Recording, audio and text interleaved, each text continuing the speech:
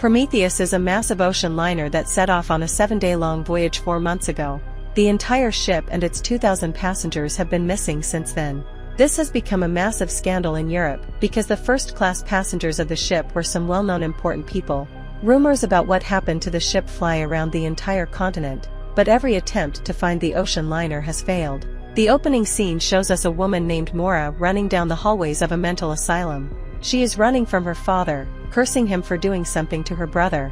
Maura vaguely mentions a lost ship and accuses her father of killing many people. The ship she is talking about is Prometheus. In the following scene, Maura wakes up and assumes she was only dreaming. However, the marks on her wrist that she got in the asylum say otherwise.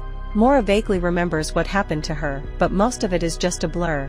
It is almost as if someone erased the past few months from her memory. Currently, she is aboard another ship on her way to America from England. This ship is also on a 7-day journey and holds more than 1,000 passengers. The people in the first class are the high-class passengers, while those in the middle and working class are either refugees, criminals, or wanderers. They live in the lowest shared compartment and are given less to eat, while the first-class passengers are served the finest delicacy of the world. What no one knows is that every passenger on board has a secret they are hiding. Maura is one of the first-class passengers and is here because she received a letter a few days ago. The letter was from her brother. In it, he is asking Maura to come to New York, asserting that he knows what their father has done. This is the very reason Maura is aboard the ship even though she is in bad health and mentally unstable. Maura looks into the mirror and reminds herself what her name is so she won't forget it if someone tries talking to her. In the dining area are a recently married couple, Lucian and Laura. Because the marriage was an arrangement by their parents, they don't love each other. Lucian instead has an eye for a Japanese prostitute on board. Meanwhile, the said prostitute is with her mother, dressed in traditional Japanese kimono but speaking Cantonese. It turns out that they are pretending to be Japanese for a better life abroad. Maura is sitting alone when a woman named Miss Eve sits beside her. Eve is the owner of the prostitute and is taking her to America to sell her to a brothel. Maura gets annoyed as Eve gets intrusive with her questions, but the two are interrupted by the arrival of a man. He is a lowly worker from the lower class who is not allowed to even look at the first-class passenger. He asks if there is a doctor on board because his sister is dying in the lower compartment. The man is taken away by the guards, but Maura follows them, revealing that she is a practicing doctor. She goes to the lower compartment and helps the pregnant woman. The people are skeptical, but her little sister trusts Maura. When the woman stops hurting, Maura's expertise is proven and she quietly comes outside. This is when she meets the captain of the ship. He lost his wife and daughters in a house fire 2 years ago and is still mourning their deaths. The captain talks to Maura for a while before they are interrupted by his assistants. They reveal that they have been getting a signal from somewhere near that shows them the coordinates of a place. The captain has reasons to believe the signal is coming from the lost ship.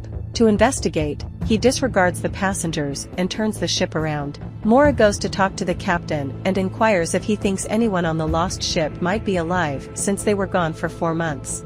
The captain knows it is unlikely but hopes that they rationed out their food and survived.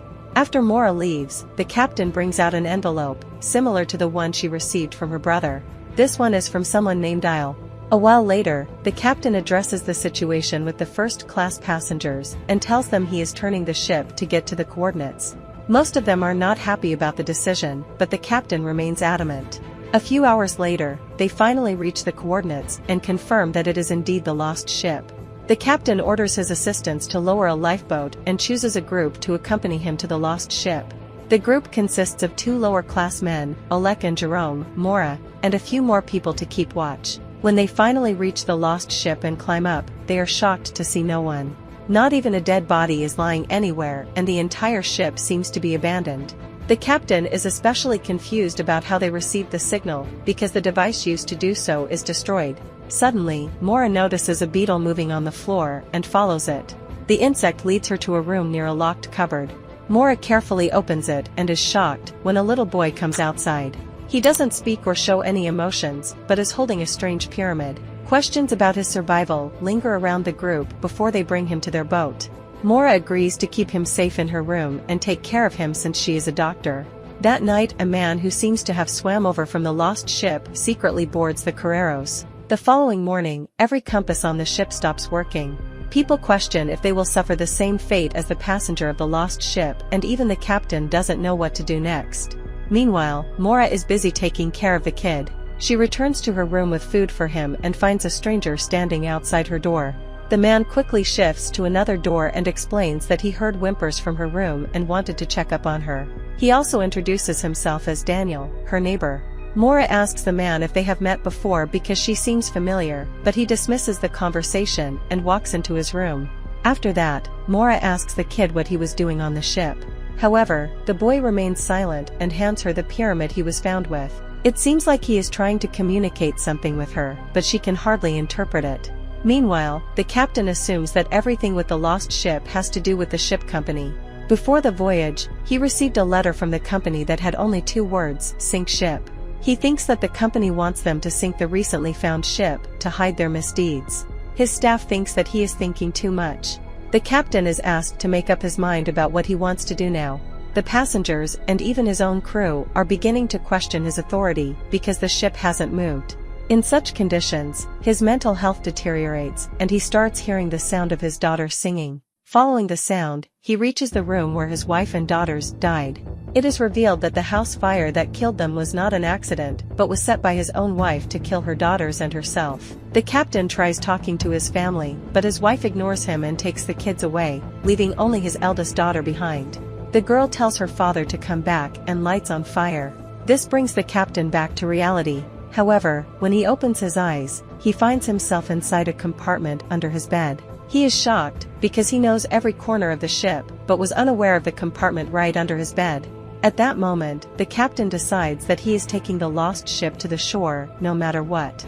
Since they lack enough coal to drag it to America, they will have to return to England.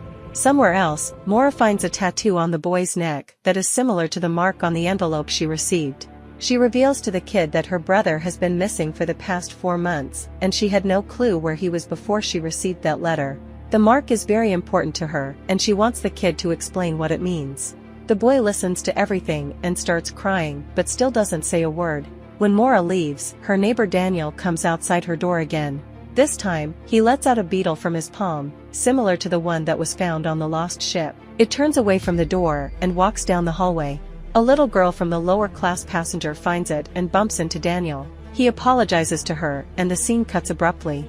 Somewhere else, the captain tells the passengers that they are going back to England, and nobody's happy about it. People start to protest, but he goes against everyone and remains adamant in his decision. Mora follows him to the deck and asks him what is going on.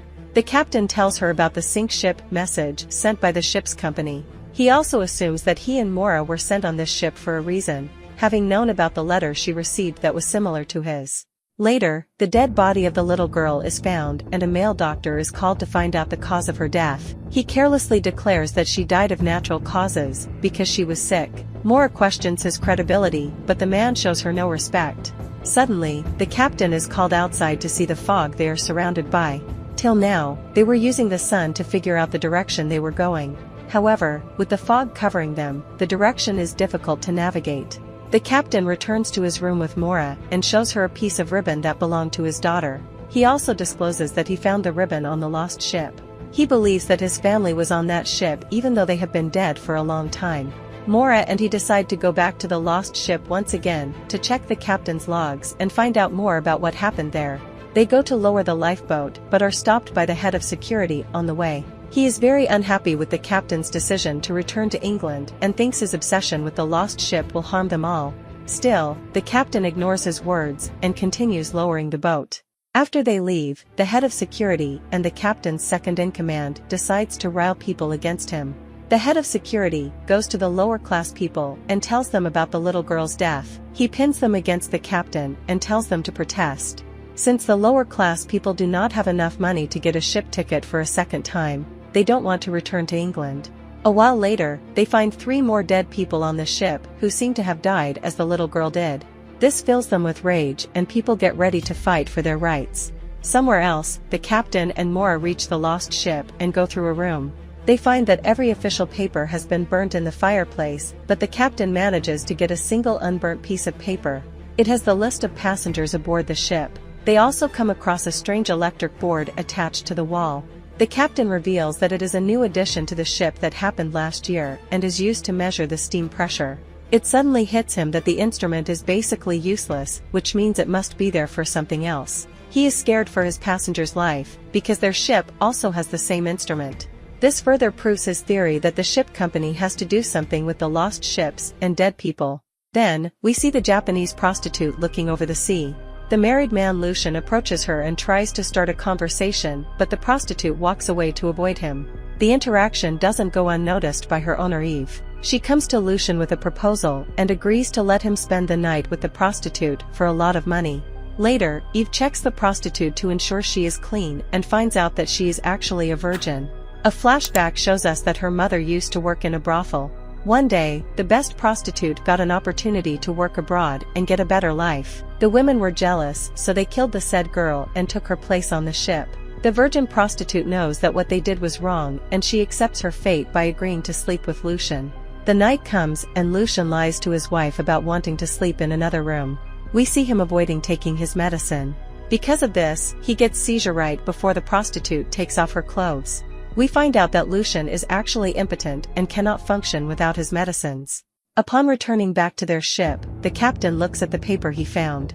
He is shocked to see Mora's name on the passenger list of the lost ship. This means that she was also on it, but the captain has no answers for how she returned and what secrets she is hiding. In the following scene, Daniel meets Mora and asks her how she feels about the captain. Mora finds the question strange, but says that she trusts him with his life because he has been through a lot and wants the best for his passengers. Meanwhile, the people of the lower class start gathering guns and weapons, determined to take over the ship and get it to America. Before the captain is warned, he is surrounded by rivals. Simultaneously, we see Daniel trying to use the strange machine that the captain saw on the other ship earlier. The captain and 3 of his supporters are locked into a cabin with their hands bound. The chief security then finds out that the compass has started working again. Upon checking their location, the crew is shocked to realize that they are in the same position from where they deviated 3 days ago. Even the oldest members of the crew have no explanation for this, because they have been moving continuously since they were last in this position. In the meantime, the protesters surround a staff member and ask him to tell them why their people are dying.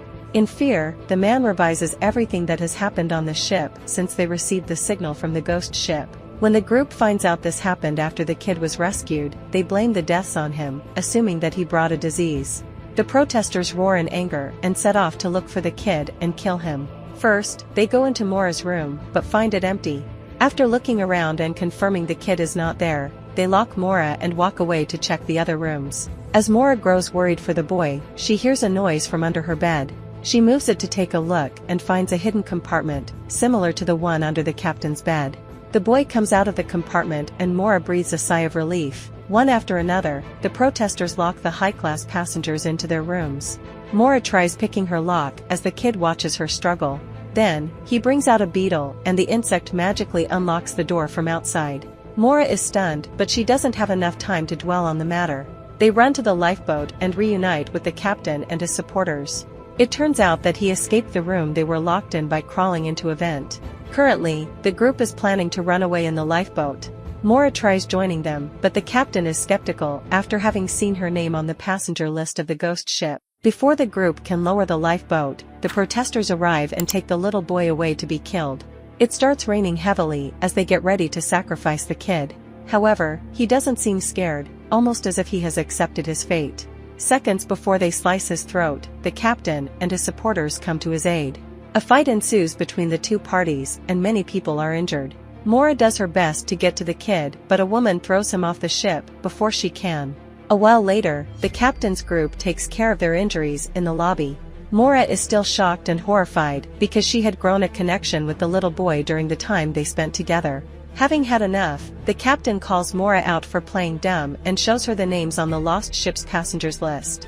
Mora is shocked because she doesn't remember being on the ship at all. She tries to discredit the paper but stops when the cupboard nearby makes a noise. Everyone watches in shock as the little boy comes out of the cupboard, holding the strange pyramid as he did on the lost ship. The episode ends when he walks up to Mora and hugs her.